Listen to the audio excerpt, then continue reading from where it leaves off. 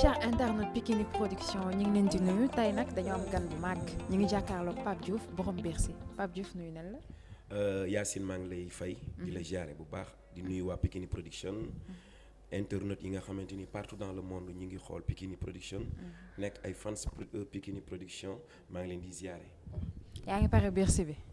waaw ñu ngi koy pare bu baax. ñu ngi koy pare. naka stress bi mi ngi ci kaw wala ça va pour l'instant. non y a pas de stress. on est dedans ñu ngi koy waaj comme ni ñu daan waajee événement yi ñu doon am yëpp. comme ni ñu koy waajee rek dëgg yàlla di ko waaj calmement intelligemment loolu. ça va quoi ça va mais avant ñuy dugg ci Bercy dañuy fàttali Pape Zénith événement bu mag la woon tamit. yaakaar naa ni avant Bercy mooy sa événement bi gënoon mag. mën nga ñu fàttali Zénith bi naka la demee woon. stress bi xalaat bi nga doon am ndax dina réussir ndax nit ñi dinañ ñëw bi nga ñëwee gis nit ñi dañoo bëgg nga expliquer ñu en dehors de Pape Diouf l'artiste. Pape Diouf nit kese naka la dundee woon Zénith bi.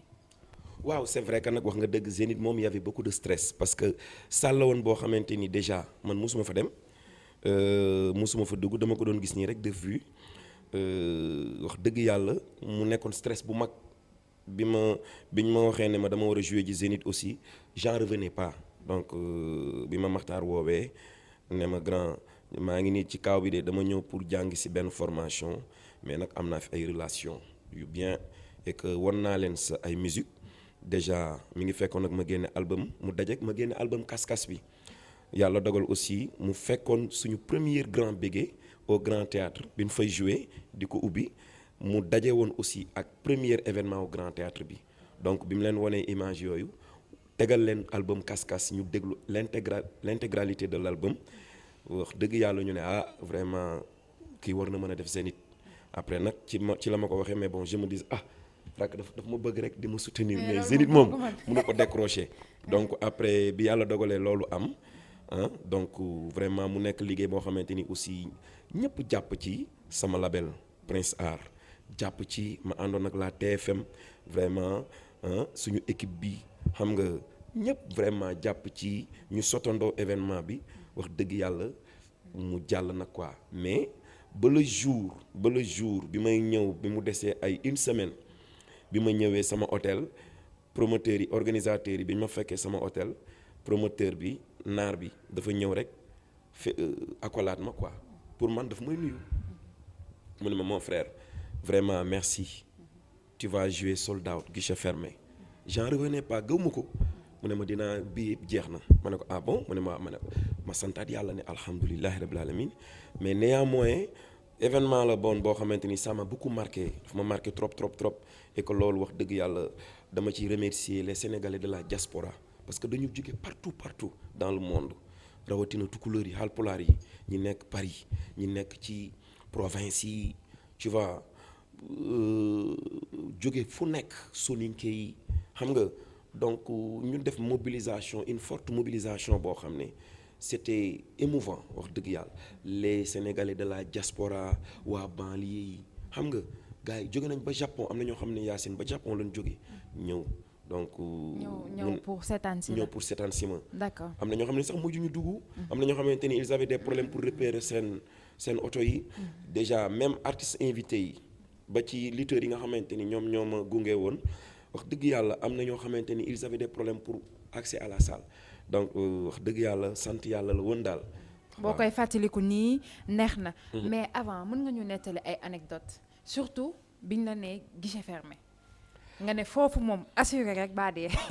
waaw biñ ma nee guichet fermé bi jeex na dama santaat yàlla julli ci yonent bi sallallahu alayhi wa sallam woo sam papa ak suma yaay sam papa yàlla na ko yàlla xare aljana ma woo leen ne leen papa egsi nañ ci jàmm ñi ngi nii aéroport donc jël si nañu yóbbu nañu suñu hôtel mais sant leen yàlla parce que promoteur bi ñu andi nee nañu billet yi jeex na sama papa ne alhamdulillahi rabbil alamin sama yaay aussi sant yàlla ñu gën a santaat suñu borom parce que xam nga àdduna moom comme suma papa li ma daan faral di wax rek muy suma école daf ma naan jàmm bi loolu suñu borom defar rek du sa njàmbaar du sa ngóora mais yàlla moom mooy xool lu ko soob mu dogalee ko noonu kon loolu sa borom defal rek ci lu baax sante ko yàlla jullil ñaari rakka sante ko sa borom donc vraiment bi loolu amee aussi. bi loolu amee daan na woon am ay insomnie toog di xalaat noo war a jouer noo war a 24 heures sur 24. 24 heures sur 24. du ma toog du ma nelaw parce que c'est normal nit moo mel noonu. tey événement bii ñu jëm muy Bercy mais du ma nelaw je dors pas maa ngi ci li ma war a nekk nag maa ngi liggéey maa ngi woo sumay nit sama am di jàmm yi maa ngi sensibiliser ku ma xalaat rek xam ne war nga ma mën a andil benn nit xeebu ma la dinaa la woo téléphone. donc Zénith bi tamit noonu la demee woon. noonu la demee woon. ñu sama mbokk yëpp laa woo suma xarit yi. suma nawle yi suma am di jàmm yi. ñëpp laa woo ne leen doom ndey bés bi dey moomu ma ko seen bés la mi ngi noonu ñun ñoo xewlee jëlaat naa bés bi delloo leen ko. d'accord léegi bi nga ne bi nga dugg see ci salle bi nga gis xamoon nga ni guichet fermé la mais bi nga dugg see ba gis nombre de personnes yi sa première chanson yi naka la demee woon est-ce que wéy nga ko sax normalement. non stress bi Zénith ak kontaan maanaam bi ma ko seetaanee sax dama ni non événement bi dama ko weeg stress. parce que je salue de passage mon frère Papis Konaté.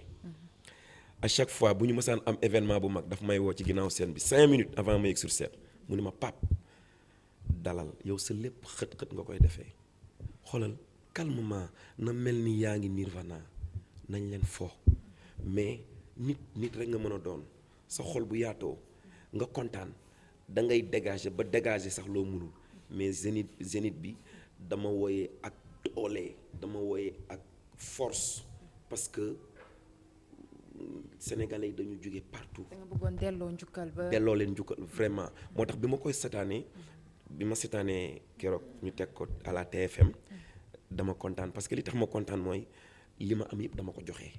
waaw ma ci remercier de passage suma mag El Hadji Baba Beydi Mal mu nekkoon artiste bi nga xamante ni ku disponible la bi ma demee seeti ko wax dëgg yàlla dem këram. man ak Matar ak Bakan Seck ak groupe bi ma àndal muy la label Prince Art ñu dem mu dalal nu ma ne ko grand maa ngi jëm foo xam ne aw ma ci expérience de yow nag sama kilifa nga te ku la naw laa ku la respecté laa te it gëm naa ni Paris moom mënuma faa dugg te gungewoo ma mu jël parrain bi vraiment jàppale ma ci jox ma ay teraanga jox ma xaalis bu bari def vidéo woo mbokk Haalpulaaram yi parce que dañ ko respecté trop Baba Beydi Mal wax dëgg yàlla mbokkam yépp ñëw bés boobu rafet te it Bercy bi fa ma jaaroon fa lay jaaraat donc dinaa dem ba këram seeti ko invité ko parce que moom it sunu kilifa la te maanaam référence la ci musique sénégalaise. léegi moom Zénith bi loolu la def yaa ngi naan may na la xaalis jox na la ay teranga woo mbokk alpulaaram mi après bi Zénith bi jeexee. waaw après bi Zénith bi jeexee xam nga Baba moom on a de très bons rapports donc dem naa ba hôtelam seeti ko remercier ko et que à chaque fois des fois bu jot amee dinaa ko jot téléphone tout récemment rek bi sama waajur bu góor wàññeekoo woo na ma téléphone jaale ma masawu ak man bés bi ba pare aussi suma sëy ak sama soxna da cee jouer rôle bu am importance muy sama sëy ak sama jabar donc mu yàgg mu soutenir yàgg bëgg sunu ànd di ci dox daan ci wax daan ci jëf donc Baba lien yu am solo moom moo ñu boole. yàlla dogal aussi kii di suma goro El Hadji Yoro Bass yàlla na ko yàlla yërëm te xare ko aljana mu nekkoon papam mu am ay rapport yu fraternel ak sama famille jabar ku ci mel ni ñoom Marietta Bass ñoom Tidiane Bass mu am ak ñoom ay relation yu am solo ci diggante tukulóor ak tukulóor ñu yàgg séq jàmm donc je pense que foofu aussi c'est la même famille voilà suma mag la sama goro la sama mag la ci musique bi sama nawle la ci musique bi waaye nag ci beneen côté sama goro la aussi. bu ñu ñëwee ci Bercy bi ngay pare looy indi d'abord fàttali ñi seetaan date Bercy bi. waaw maa ngi fàttali bés bi le 13 octobre lay doon ca Accor Arena Hotel fële ca Bercy donc may woo sénégalais yëpp di woo Haalpulaar yi les soninké les wolof waaye nag bii moom dama bëgg sama mbokku séeréer yi chaque année su ma demee France tukulóor yi fay ëpp mais bii moom challenge la dama leen ko ñaan rek fexe leen ba bu leen tukulóor yi ëpp ndax morceau séeréer defante lay doon parce que dama fent benn morceau bu bees morceau boo xam ne dama ko tuddee tukulóor jaamu séeréer donc ay kal lanu te kal dafa am solo ci sunu réew maa ngi naan bu ñu àndee foo ak ree la ñuy waxtaanee donc diggante tukulóor yi ak xaalpulaar diggante séeréer yi ak xaalpulaar yi donc pare leen ko damaa bëgg su ma nee où sont les séeréer salle biy toj où sont les tukulóor salle biy toj où sont les soninké les wolof les mandiago vraiment ku ci nekk wane sa bopp donc comme ni ma ko waxee rek Yacine événement boobu du concert encore une fois du soirée mais fête la c'est une fête nationale boo xamante ni rencontre la diaspora bi dañuy soxla loolu donc di wax aussi faatu yi fàttewuma leen soxna Aminata soxna Yali Ndaw faatu yi association lañu boo xamante ni elles sont plus de 20 000 membres di ay jigéen am jom nangoo daan doole tey boo xoolee Sénégal kër yi fi gën a rafet jigéen ñee ko moom ndax dañoo am jom suñu demee tukki am fulla xam la leen fa yóbbu daan seen doole ñibbi si investi seen réew ñoom it ñu ngi ci bés bi. voilà léegi bés bi li ñu bëgg a xam mooy Pape ban innovation ngay indi bi baax. kooku c'est artistique innovation bi ñu war a andi c'est artistique déjà nous on a sorti un album bu tudd Enjoy ñu ngi tourner vidéo yi déjà public bi ñu ngi koy xaar y a d'autres morceaux nostalgiques yoo xamante ni lu mel ni ay Cocorico ay Confiance. ay dañuy rétro il faut ñu ñëw nag andi tuuti morceaux yi ma def Lemzo Jamono.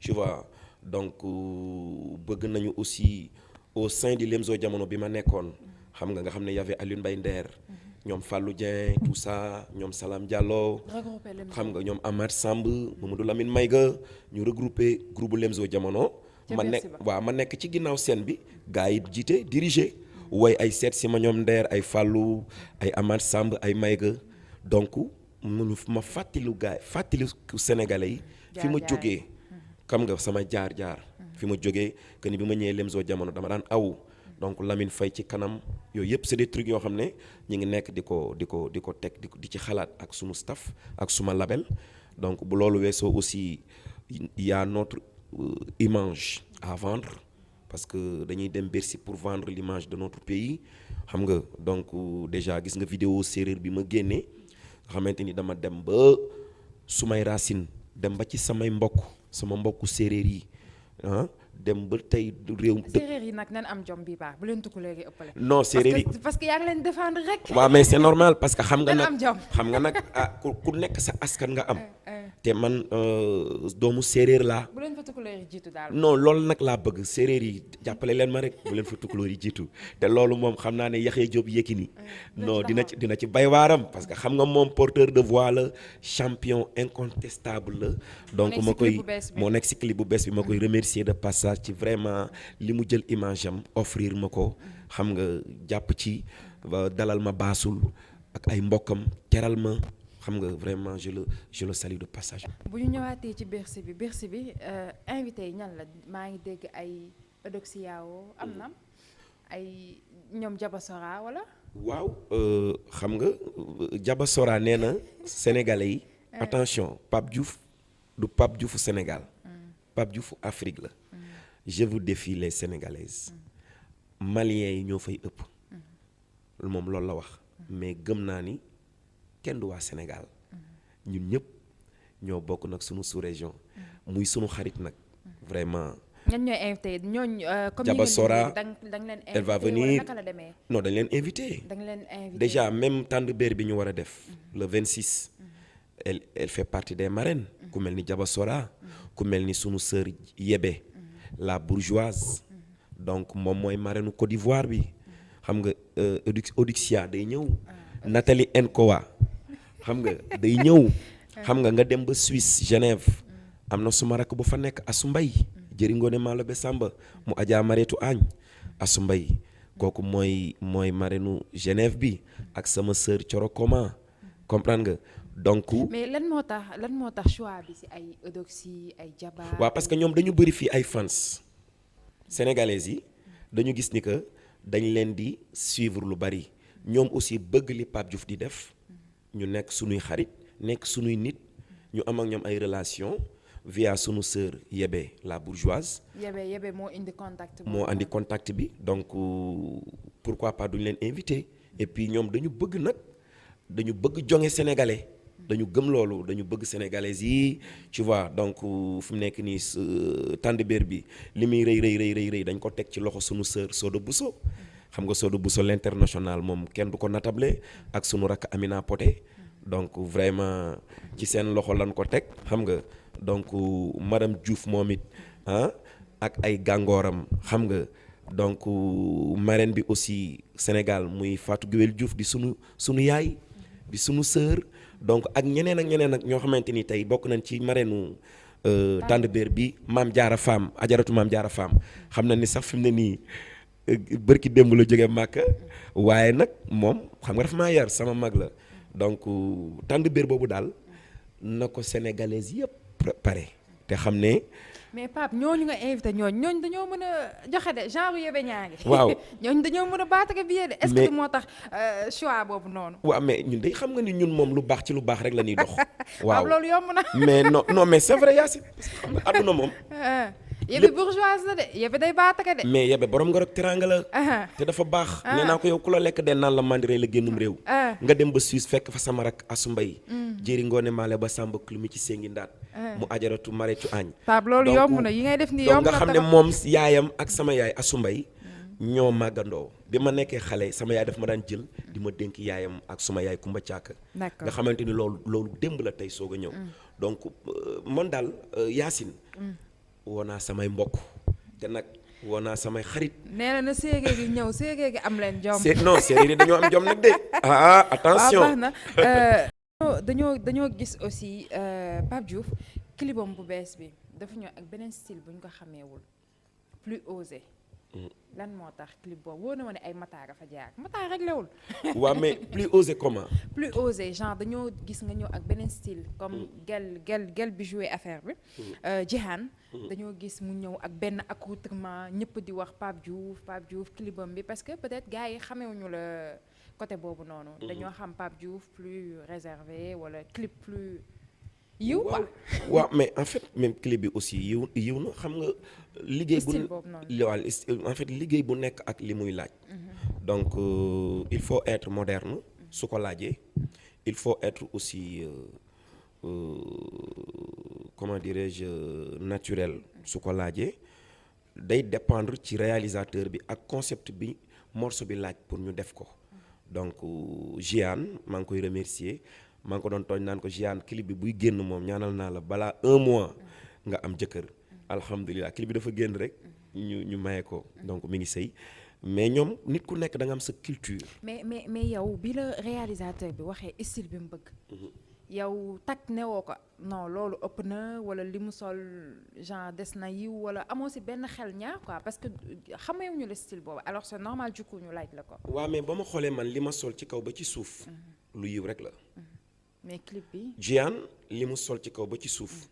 lu yiw rek la non si mais parce que xam nga ni ku nekk Yacine da nga am sa culture ñoom ay libanaise lañu dañu am benn style bu ñuy wax la danse du ventre donc ñoom fecc boo xamante ni tey naar yi mooy la danse du ventre dañuy sol seen déguisement yi yëkkati seen loxo yi naan nii ak ay seen ci mbir càmbar yi xam nga di yëngal seen biir mooy la danse du ventre donc ñu xalaatoon ne clip bi il faut ñu woo ci koo xamante ni beneen culture lay développé loolu moo tax ñu woo ko mais nag c'est vrai que liggéey bu am àdduna moom ñëpp mënuñu ànd ak yow ku xalaat ne loo def ñëpp ni gongo bu yeboo nga. non mais buñ la laajee loolu c'est normal parce que xam nga sénégalais yi buñ la xamulee ci benn style. alors boo ñëwee ak style boobu c'est normal ñu poser wu la question wax nga ko si ñoom du dara parce que c'est la danse du ventre mais fii nii. xamuñu genre accoutrement yooyu ci clip léegi nga ko commencé gis sax te gisuñu la ci woon. alors du coup foog ñu laaj la. waaw bon xam nga aussi artiste la donc un artiste aussi. c'est un artiste. xam nga parce que il y a beaucoup de public yoo xam ne dañ lay suivre ñii loolu neex na leen am na ñoo xam ne loolu aussi neexu leen. et que c'est des fans à moi. et que loolu aussi j'assume donc loolu mooy liggéey loolu mooy àdduna tout le temps li ngay def nit ñi du loo def rek nit ñi ne waaw parce que àdduna bi léegi réew àdduna bi àdduna démocratie la donc chacun a le droit am na ay xale am na ay mag. voilà fans yi am na ay xale am na ñoo xam ne dañoo ne mais gongo nice nickel positif mais am na ñoo xam ne ah non mais Pape nii ki naa nga leen mais kon gars yi je m'excuse lépp lu ma ci duglu rek pour vous faire plaisir donc voilà quoi. D'accord dañuy faral di wax tamit naan Pape Diouf il est jeune et tout mais bandiwul gars yi doo dégg ñu ko dañ naan non Pape Diouf bandiwul. non wax nañ dëgg nag Pape Diouf bandiwul. dafa calme te ko boo xëy ne non dafa calme mais non Pape Diouf moom bandiwul. lan moo tax parce que à part sa musique doo nekkoo ci leneen nekkoo ci yeneen affaires yi wala lan moo tax réserve boobu noonu bañ naan Pape Diouf bandiwul. waaw peut-être noonu lañ may yare donc sama papa ak sama yaay noonu lañ ma yare donc je pense que sama concept mooy jëf lu bëri tey wax lu néew je pense que bandi moom yàlla nañ ci yàlla musal. non wax ñu bàyyi li ngay def waxee ñu bandi sens boobu bàyyi li ngay def. non du ma bandi. ma ne bandiwuma waxee ñu bandi côté boobu bàyyi li ngay def dañ ne. yëngu quoi xam nga bandi gi may wax bandiwuma man dama calme. est-ce que naxoo fan si. du ma xool nit et puis vraiment du ma wax du ma bouger je suis comme ça quoi. waaw du ma bandiwuma vraiment. waaw naka parce que bu nekkee noonu leen la yaree alors mu dugg ci milieu musique day laaj des fois yenn communication yenn affaires yi naka nga koy gérer parce que bu ñu la yaree noonu nga tout le temps ñu war la tendre micro tout le temps nga war a durant sa carrière yëpp naka ngay gérer loolu. waaw sant yàlla parce que maa ngi dugg ci musique 94. actuellement on est en 2018 maa ngi sant yàlla kuy jéggi ndox nag waroo reeku lab parce que ñun ñëpp benn lañu te musique dafa metti y a beaucoup de tentation dañuy gis lu nekk mais maa ngi ñaan yàlla rek bon yoon bi ma nekk nii suñ borom di ma defal sutura di ma feglu ci ay yenn dog-dog yàlla di ma defal xéewal ba vraiment sama carrière ma def ko ni ma ko bëggee te duma ci am benn ndong-ndong c'est vrai que nag ndong-ndong moom mënut a ñàkk ci doomu aadama mais alhamdulilah daal ñu ngi sant yàlla bu ñu waree communiquer on va communiquer tu vois bu ñu waree calme aussi dañuy calme bu ñu waree concentré wu ci liggéey bi aussi on le fait calmement parce que àdduna lépp looy def jarul yuuxu jarul tëb di dal xam nga donc nit ñi defuñu quoi defal li nga war a def rek boo defee li nga war a def après bon les gens vont réagir après nag loolu ku nekk am nga sa point de vue soit da ngay xam noppi wala nga xam wax quoi. D'accord voilà. Pape Diouf ak Prince Art à un moment donné déggoon nañ dafa am rupture Pape Diouf Prince Art Pape Diouf nekkatul Prince Art. man ak Prince Art musuñu am benn problème musuñu am benn rupture c'était que des rumeurs. on a de très bons rapports mais dañ naan Pape Diouf. waaye li ngay def dañ naan Sénégal boo déggee rumeur rek c'est parce que am na dara lu xew. waaw mais comme que man maay ndeyi mbi ligi te man nga jàkkaarloo laaj ma. donc yow déggoo. wala dégg nga laaj ma man mi nga xamante ni maay l'intéressé. mais il y a aucun problème entre Pape Diouf et le label Prince Art. là c'est une famille. man ak Prince Art on est une famille. on n'a pas de problème. macha allah je touche du bois. lan ngay wax sénégalais yi ak fans yu bëri yi naan. Pape Diouf mën na jël envol am lan lay def Prince Art ba tey. waaw mais xam nga koo gis ci àdduna am nga droit wax sa point de vue. benn lam nag du yëngu àdduna lépp loo gis rek mbooloo mooy doole. tey jii Pape Diouf jël yoonu boppam moom rek mënul dem déedéet. dina soxla ma Samba dina soxla ma Demba parce que du loolu xam nga lan moo am solo liggéeyal sa liggéey nga ciy gis sa bopp ngay am tànku kanam li yées kay mooy ngay am tànku ginnaaw mais équipe boo xamante ni yaa ngi liggéey ak ñoom depuis 2000 tu vois donc chaque année yaa ngi gis ni que yaa ngi gën a avancer mais loolu. mais des fois du ñàkk Pape ay conflit d'intérêt des fois du ñàkk xam nga nit booy faral di ànd ak ñenn. sa début carrière ba léegi combien d'années. à un moment donné di nga bëgg yow. di nga bëgg nga defal ko sa bopp. mais maa ngi defal sama bopp léegi looloo tax sénégalais yi di. laaj maa ngi non du sénégalais yi nee ñenn ñi. bokk voilà parce que. di laaj sa envol. soxna Yacine man nit laa koo xamante ni du ma demee bruit du ma demee rumeur du ma demee li nit ñi di wax des fois li may demee xam nga mooy lan man sama conscience bopp laay demee sama conscience bopp nag mooy. li nga xamante ni maîtriser naa ko saytu ko am ci nag yaqin boo xamante ni du hypocrisie wala leneen maa ngi demal sama bopp alhamdulilah sant yàlla parce que ñi may liggéeyal du ñu def loo xamante ni yëguma ko soit dinañ am idée proposer ma wala ma am idée proposer leen on travaille vraiment ci jàmm amuñu benn problème ndax nag fitnaa ngay nelaw ku ko yee rek yàlla rëbb na la. donc man am naa label bu tudd Démarré Events. Démarré Events loolu man sama label la. donc ñi ngi liggéey ay liggéey yoo xamante ni bu ñu waree am lu ñu réaliser dinañ ko réaliser mais Pape Diouf ak Prince Art dépassé na sax léegi entertainment c'est une famille on n'a pas de problème Youssou Ndour sama mag la sama idole la ma yàgg ko bëgg waaye nag teewul am naa lu ma amal sama bopp gëm naa sama yoon gëm sama carrière tegu ci réaliser ko ñafe ko am samay fans ba egsi fi ma egsi te teewul moom mooy suma idole ma respecté ko yàgg ko gëm bëgg ko di ko dund bu baax a baax a baax a baax a baax mais néanmoins sur ça sama carrière maa ko bâtiral suma bopp àndandoog Prince Art depuis 2000 muy metti ñuy jóg di daanu léeg-léeg mën naa toog 2 ans wala 1 an Youssou duma ko sax jot téléphone wala du ñu gisee te il faut que Sénégalais xam loolu même en parlant de Prince Art et sa carrière et tout même Zénith bi Prince Art loxo mi ngi ci woon. bu baax on se rappelle que Zénith bi wax nga ko sànq. guichet fermé la woon. dëgg la mais teewul après Prince Art dafa ne doxul woon noonu. affaire gi doxul woon parce que je sais pas chargé yeeg yooyu moo bëri woon. bañ ne Pape Diouf sax amoon na ci problème ak waa Prince Art. loolu ay wax affaire label la. loolu ay wax la rek c'est vrai que Zénith bi on a fait sold out. guichet fermé la mais léeg-léeg di nga def guichet fermé par exemple parce que xam événement.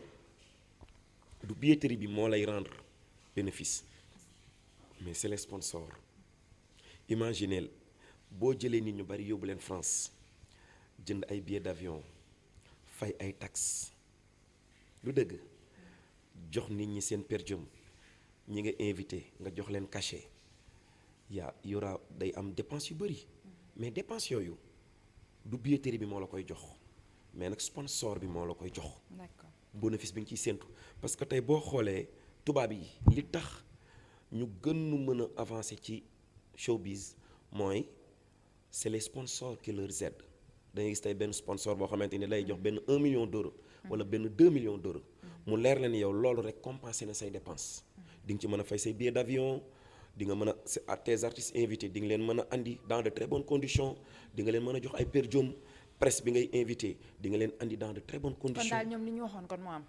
loola la. dépense yi bëri waaw parce que y avait peu de sponsoring. amuñu woon ay sponsors. donc léeg-léeg artiste dina invité du xaalis mais il le fait pour faire plaisir à ses fans. donc mais muy man di Prince Art ba ci Matar Subatel on n'a pas de problème avec qui que ce soit. on a de très bons termes avec le label Prince Art et alhamdulilah. macha allah mais yaakaaroo ni li tax tout le temps ñu naan Pape Diouf dafa war a demal boppam Pape Diouf doomu banlieue la banlieue ñëpp xam nañ ni ñu solidaire. est-ce que Pape Diouf tey war woon am benn label bu mag ci digg banlieue bi. si label Démarré Events. buy jàppale doomu banlieue. si label Démarré Events loolu déjà moo ko tax a jóg. donc mais xam nga Sénégal jarul wax liggéeyal rek nit ñi gis maa def li wala maa def lee moom jarul wax. kon yaa ngi xool ay artistes donc ñi ngi liggéey bu baax ñi ngi liggéey te bu ñu paree pour réaliser on va réaliser bu ko defee Sénégalais yi dinañ ci teg seen bët ndax lu pareegul jarul nga koy wax. waaw sama papa dama daan ñëw naan ko papa ñaanal ma rek papa suba non am na bi lu may xaar samedi ndeysaan mu ne ma papa ma ne ko waaw mu ne ma bàyyil dige bul di dige bàyyil ba mu jot rek parce que xam nga sama papa dafa tàngoon donc yooyu yëpp c'est des choses yi nga xam ne jàng naa ko ci moom. wax dëgg yàlla jarul wax daal on est là on travaille. àdduna kenn mënul daw lépp kenn mënul xëccoo lépp kenn mënul aussi aakimoo lépp donc molo sëñ Fallou daana ko wax. tepp gën yuréet li am solo rek mooy envie de faire quelque chose donc defal li nga mën a def keneen ñëw mottali loolu mooy àdduna. Pape mënuñu tamit invité la suñu plateau te duñ la laaj benn question bu essentielle. mooy clan yi am ci musique bi. clan yi am ci musique bi bu ñu ko waxee mooy ñaar ñoo xam ni presque ñoo tolloo génération Pape Diouf Wally dañoo gis ni clan bi dafa bëri ci milieu musical yow loolu nag nga ko dundee boo xoolee ku nekk am nga say animateur bopp. ku nekk am nga sa télé bu lay sponsorisé ku nekk am nga sa site d'info bu bokk Pikine daal moo neutre. ñu leeral léegi clan boobu noonu yow nag nga ko gisee est-ce que à la fin du yàq musique bi. waaw bon man de honnêtement sentiruma loolu. man Pape Diouf. man sentiruma ni musique bi dafa am clan. honnêtement man sentiruma loolu sentiruma ni aussi ku nekk dafa am sa télé bopp bon man nag mënuma juger ku nekk mais peut-être man placé wu na pour juger sama bopp man awma benn démêlé ak benn télé donc man télé yëpp laay liggéeyal. Pape bàyyi li ngay def non c'est la vérité Yacine. yow Pape est-ce que tey. exemple di nga am sa événement nga jox ko TFM jox ko Sen TV exemple. ci clan yi ma lay wax clan média yi ku nekk da nga am sa artiste bopp. mais bien sûr. D'ailleurs pour revenir en arrière fête de la musique bi ma njëkk a def ci banlieue bi boobu on vient juste de sortir l'album Kas-Kas ak Prince Art te ku ne xam na ni artiste boo génnee album bu bees sa intérêt mooy sa exclusivité nga jox ko ñi nga xamante ni dañuy liggéey ak yow lu bari mais on s'est dit que ni on travaille avec tout le monde donc suma manager Ibrahima Ndour sama première sortie ci banlieue bi fête de la musique la woon Sen TV la ko jox parce que keroog sama frère Bougane bi ma woowee ne ma mon grand dama bëgg fête de la musique bi ñu dem Géejawaay ma ne ko mais avec plaisir wool Ibou bi mu woowee Ibou ne ma mais nice exclusivité boobu nañ ko jox Bougane mu ànd ak yow ak Sen TV ngeen dem ci banlieue bi donc on l'a fait avec d'autres émissions yoo xamante ni Sen TV laa ko defal 2STV aussi bërki dem rek laa fa jógee fi may waxee ak yow nii concert bi ma war a def le 29 stade Alassane Djigo pour tàggatoo yoonu Bercy direct lay doon waa 2S ñoom ñoo jore exclusivité bi. 2S ak Pikine ñoom ñoo yem. voilà donc man sentiruma ne. musique bi mais yow nee nga boobu noonu albumu Kas-Kas loolu yàgg na nee nga boobu ñoom nga jëloon mais lan moo tax gisaatuñu loolu partenariat boobu ak ñoom. mais mi ngi am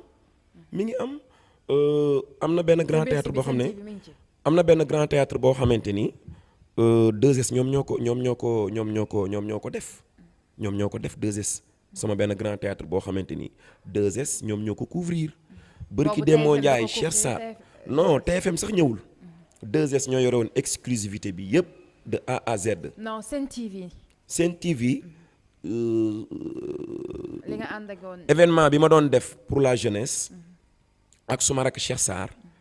Cheikh bi muy ñëw di signer ak man contrat dafa waxtaan ma ne ma grand ma ne ko mu ne ma Sen TV laay liggéeyee mais comme que yow laay signer contrat te Prince Art nga nekk seen télé mooy TFM dama lay laaj nan ngay nekkee à l'aise ma ne ko Cheikh mu ne ma ne ko nous on est à l'aise avec tout le monde yow it Sen TV nga nekk boo sentiree ne Sen TV nga gën a sentir que ak TFM jëlal Sen TV ñun amuñu problème yooyu donc mu woo Ibou aussi tontu ko comme question bi ma ko tontu faut pas nit ñi di diaboliser naan Pape Diouf TFM rek ñoom ñoo ko monopoliser déedéet au contraire ba ci événement wu Bercy bi ñuy réunion man Makhtar ak Ibrahima Ndour Ibou moo njëkk ne nañ leen ci dugal télé yëpp na ci télé yëpp dugg ba bërki démb. mais Pape donc Diouf ñun amuñu problème boobu Yacine. man awma problème boobu. muy Walfadjri. mais di 7TV. affaire ku nekk sa média bopp ku nekk même artistes yi nekk ci ginnaaw. artistes yi nga xam ne ñooy nekk ci ginnaaw ñoom ngeen di invité. ku nekk sax da nga am sa artiste bopp bu ñu ñëwee tuuti ci problème mu Ndiolé bi mu ñëwee ne dafa ñëw ci yéen ñu koy tuuteel. parce que xaw ma lan dafa demoon ci Wally tu vois artiste bu nekk. da nga am sa clan. waaw mais mooy li ma lay expliquer gis nga yooyu affaire fans la rek yooyu c'est des détails mais ñun ñëpp ñoo bokk ndey ñoo bokk baay yooyu ay détails la mais damay revenir tuuti ci yow pour attirer l'attention des Sénégalais ñi moom télé yi c'est des personnes engagées ñu am benn artiste rek sax arrangé wul seen business parce que tey benn anecdote laa lay jox Pape Diouf su fekkee ne tey dafa am benn télé boo xamante ni bu dul TFM bu koy xeex mais loolu du intérêt télé bi parce que seen audimat day wàññeeku parce que ñiy seetaan Pape Diouf mais du ñu seetaan télé boobu parce que artiste bi ngay suivre bëgg ko fu mu dem yow foofu ngay ànd foofu ngay dem seetaan yi ba pare aussi ñooñu nga xamante ni ñoo moom télé yi mais c'est des personnes responsables ndax ils ont dépensé des milliards pour l'intérêt des Sénégalais ñoom sax moomuñu télé bi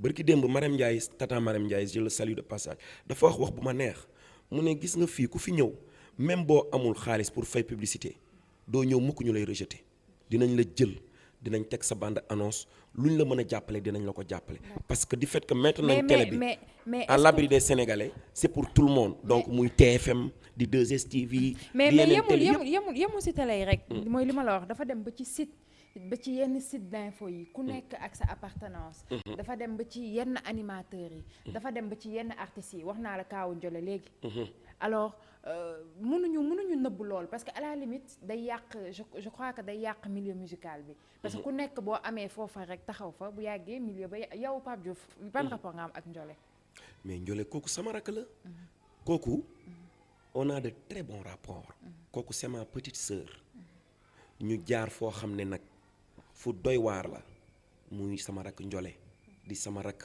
di suma xarit di koo xamante nii maanaam j'ai beaucoup d'estime pour elle on a de très bons rapports bi ñuy ànd ak tey dafa yàgg boobu metti na trop may def album Kas-Kas ma déglu ko mu am talent nekk ci banlieue bi comme ce que tu es en train de me dire tout de suite là pour les artistes de la banlieue ma ne Ibou kii ndaw si dafa am talent booy bi elle est talentueuse bàyyil ma jël ko may ko doole dugal ko ci morceau Kas-Kas pour mu am benn visibilité bi ñu def Kas-Kas mu réussir ñu àndandoo def tournée européenne muy Gambie fu ñuy dem ñu ñaar ñooy ànd tu vois ba bërki demoo Njaay morceau TR bi may def ñu soxla taasu moom laa woone ko ñëwal loo jàpp bàyyi ko donc te ëllëg su ma waree defaat dara loo xam ne sentir naa ko ci dama koy woo kooku amuñu benn problème. kon seen rapport yi dara yàqu ko. bien que bu demee def duo ak. mais dara yàqu ko non mais war na def sax dinaa def sax yeneen duo ak yeneen artistes parce que c'est une artiste. tu sais gis nga àdduna. mais bi mu ñëwee ce soir lan leen ko fa def. non defuñu ko dara. defuñu ko dara di répété. non ba bi mu defee vidéo boobu. non defuñu ko dara. on lui a rien fait honnêtement. franchement. waaw Ndiolé moom vraiment sunu sœur la quoi. kooku amuñu benn problème. rakk la xarit la. en tant que artiste. nga yàgg ci musique ban kuubaa nga dul fàtte soxlawul ngay kii anecdote nañ bëgg ay yoon yoo xam ni defoon nañ la ko mu metti la nga toog doo ko fàtte parce que il faut que nit ñi xam ni en dehors de Pape Diouf artiste nit kese nga. ah mais bien sûr. te liggéey yëpp dafa am kuubaa. waaw mais xam nga àdduna soxna Yacine nit du ma ne góor du ma ne jigéen nit laay wax mais nit li lay forger mooy lu metti gis nga boo dajee lu metti am jànkonte yu metti am ay kuubaa yu metti dalay forger du jar nag nga koy wax ça tu le gardes pour toi parce que loolu moo lay rendre nga am force intérieure ba lu ñëwati rek du la jaaxal donc daje nag ay kuubaa yu dul jeex. 1 million de kuubaa 1 million. benn anecdote boo xam ba fi may wax ak yow nii à chaque fois rek kuubaa day am. dala kii non bi may door nag daana metti ci man kuubaa yi mais au fur et à mesure xam nga tey benn maanaam nit koo xamante ni tey yaa ngi daj lu metti di ko daj comme ni ngay dajee lu neex tout le temps donc da ngay dem ba moment boo xamante ni loolu dootu la fege ñeente mais du jar ngay wax parce que li naan jamono dafa metti ku njëkk a yuuxu da ngaa ragal donc et puis loolu mooy àdduna balaa ngay doon jàmbaar il faut ngay am nag ay jànkonte yu metti ndax su fekkee ne bëggoo dara kenn du la bëgg kenn du la faale kenn du la sóoraale balay def ku baax mais su fekkee am nga loo bëgg am na foo bëgg a yegg c'est normal. mais bi ngeen doog a door non Pape xola may ñu benn anecdote rek. fii fu ñu dem ñu may ñu anecdote day tax parce que anecdote bi ñi lay seetaan day tax ñu yokk góorgóorlu xam ne ci bi ngay soog a door. ban affaire boo xam ne ba tey dala marqué nee nañ la ñun soxla ñu tur soxla dara. anecdote bi rek nañ soxla. waaw mais bari na mais je préfère taire quoi. Il y a beaucoup de coups bas que j'ai subis. Des fois presse people bi. am na ay temps indil Pape Diouf jàppal Pape Diouf loolu tamit naka nga ko daan dundee. yooyu kañ la woon. ak sa kañ la parents woon yi non Presse People moom ñëpp la fi ñëpp bàyyiwul kenn. mais da nga ne c'est am na normal. ay temps. waaw am na ay temps ñu naan indil Pape Diouf non mais c'est normal surtout boo génnee album indil Pape Diouf. waaw en fait li tax ma laajaat la loolu sànq da nga ni dañ ne Pape Diouf dafa calme bandiwul yaa ma wax loolu sànq. très bien donc il fut des temps su ma defee benn sortie rek wala benn affaire damay gis ni que day metti trop ba ci sama famille donc loolu moo waral nag ma redressé waat sama système de com tu vois parce que am na ñoo xam ne duñ ko attan ci samay mbokk ak samay famille te ñooñu dañu bokk ci man donc ak samay jegeñaale suma staff on s'est dit que trop de com aussi baax na waaye mën na am lu mu la yàqal il faut communiquer su ko jaree mais su ko jarul donc nañu wàññi communication bi lii kese la mais bu fekkoon ne par exemple su ma duggee kër jinax sax ñu xam ne dugg naa kër jinax ah maanaam dinañ ne Pape Diouf mii kat soit dafa bandi wala dafa gangstéré tu vois wala soit Pape Diouf xam nga booy banlieue la xam nga mais lépp loo xalaat rek mi ngi fi ndax nit koo gis am na juróom-ñaar fukki jukko yow moo ñaalee yu nekk ci yow bu la neexee nag mën na génn bu la neexee doo ko génnee du dëgg mais li am solo ba am solo mooy d'être conscient de ce que tu fais hein, faire ton travail calmement correctement s'il s'agit de communiquer tu communiques s'il s'agit aussi de communiquer moins tu le fais donc après le chien aboie la caravane passe. d'accord voilà. Gis nañ tamit sa musique si sa musique implication madame Bébé Bass lan la ci environnement musical bi sa lan la ci. waaw mais c'est normal dafa bokk ci staff bi. non mais moom elle est tout mi ngi ci lu ne ndax nag ki ngay àndal parce que sama soxna moom it dañoo bokk carrière bi muy ànd ak man boobu dafa yàgg maa ngi Lemzo jamono ñu xamante depuis 98 du dëgg donc tey ñu yàgg lool muy daj lu ne parce que luñ ma dóor rek balaa kenn di ko xam moom moo koy njëkk a xam tu vois donc c'est normal parce que liñ naan góor boo gis am na jigéen bu nekk ci sa wet tey bu ñëwoon rek toog isolé wu bokkul ci sama liggéey kon dama naan mais attends kon kii lan lay àndee ak man donc bu neexee ñun ñaar ñooy ànd su mettee nag ci la ñuy gën a ànd xam nga donc loolu waree fam la et que mi ngi koy def wax dëgg yàlla ndax góor boo fi gis rek tey koo fi gis rek nga nekk ci waar nekk ci liggéey sa soxna mi ngi ci sa wet takku ba dëgër di la jàppale ndax loo jëlee ci mbedd mi ci moom lay ñëw ak sa njaboot. donc loolu aussi vraiment xam na ni jigéen des fois day xaw a fragile naka lay dundee des fois yenn affaire non moom lan la lay wax. non moom nag au contraire. elle est forte. man moo ma gën a dëgër man. moom personnellement léegi-léegi sax man maa koy bës parce que moom ci côté boobu moom moo ma gën a dëgër. honnêtement parce que voyez businesswoman la parce que déjà loolu la jàng na communication jàng na comptabilité du dëgg ba pare aussi maay kilifaam donc man maay kilifaam mais ci biir loolu musique dafa metti y a beaucoup de pression bu ci nekk kon pression boobu koy àndal rek ba ci sa xarit bi ànd ak yow bu amul fit attanul pression du ngeen mën a ànd ba ci sa staff ñi ànd ak yow bu ñu amul fit amuñu pression du ñu mën a ànd ak yow donc alhamdulilah nag nous la génération consciente ñi ngi sant yàlla ci côté boobu ñi ànd ak man ñëpp am nañu fit mais nag dal nañu aussi. d'accord mën nañ ne soxna si kon moo siy lépp. waaw mais c'est normal parce que derrière tout homme il y a une grande dame derrière. waaw d'accord jàmbaar dëgg la wax dëgg yàlla. d'accord pourquoi le choix de Yékini ak yan genre rapport ngeen am. waaw xam nga man doomu séeréer laa yàlla dafa dogal sama famille muy samay papa ñu yàgg nekk ay amateuru làmb donc lu ko dalee ci sama papa Serigne Lam ba ci sama papa Cheikh Diouf yàlla na ko yàlla xare aljana donc ñu daan supporter séeréer si donc sama papa dafa mës a bëgg Yékini ci communication dafa mës a bëgg Yékini ci njàmbaaram dafa mës a bëgg Yaxya ci dalam dafa mës a bëgg Yaxya aussi ci deretu séeréer bi ñu bokk donc vraiment yàlla dogal nag ñu bokk kilifa muy suma parrain koo xamante ni tey muy suma mag papa Bokar Diouf nga xamante ni tey kooku moom mooy suma lépp sama papa laata moom la sama papa man la daf ma jël teg ma ci ay loxoom ne ko kii ay yaxam laa la laaj muy papa Bokar Diouf man ak moom ak Yaxya ñu bokk nag fu nuy rootee maanaam ñu bokk kilifa moom it ma gis ci moom ay qualité yu am solo muy champion di nit ku baax nit koo xam ne boo ko xamee ba découvrir ko